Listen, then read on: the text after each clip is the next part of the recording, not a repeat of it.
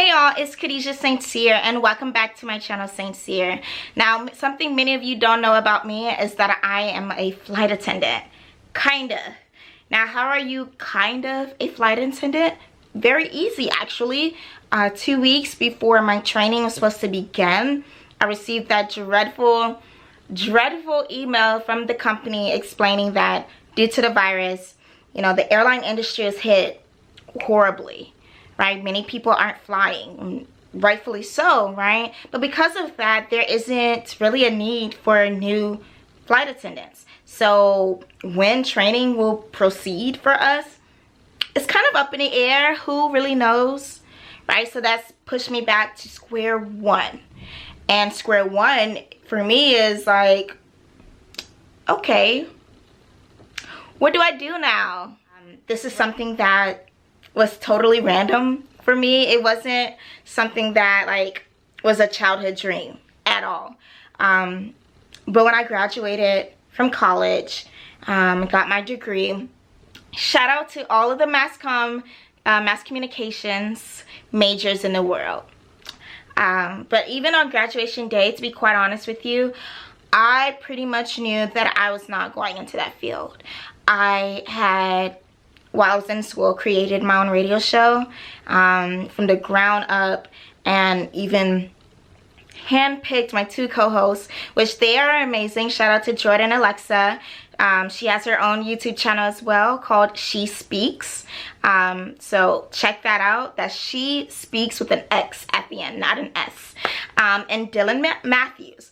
He has a YouTube channel as well, and I suck right now because I can't think of what it's called. I will include the link to it though, so if you're into sports, then check him out. So I handpicked them to be my co-hosts on my radio show, and they were amazing. But at the end, you know, I honestly didn't feel the need to bring it back the next year. I think that kind of helped me to realize that I don't really want to do this. You know, and it's ironic because now I'm on YouTube. I'm doing digital media now, if you will. But I realized that I didn't want to go in that field as a career because I didn't feel like, for whatever reason, that it would fulfill me. That I would wake up every morning excited. And here's the thing. I'm one of those people, and I don't know if it's like me personally or if it's a millennial thing, but I have to be passionate about what I'm doing and what I'm involving myself with, you know, because if not, I can't be my best in it. It's almost like if you think of a relationship, if you're not in love with that person, you're not gonna give them your all, and so the relationship is gonna suffer. I believe it's the same way with your career, with your job, whatever you do. You need to have some type of passion so that you will be your best and give your best. And I didn't think that that was going to be the reality for me, so I didn't pursue it at all. So that left me, you know, that year graduating, or I graduated, I literally went about a year just feeling lost.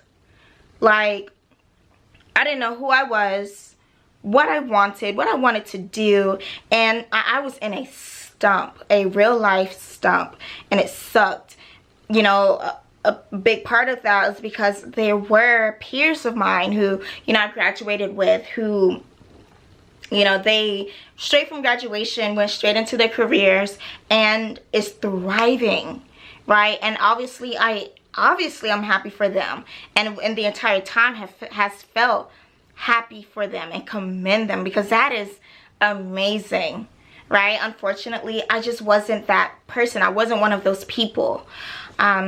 So one day I found myself at church, and I went up to the altar for prayer.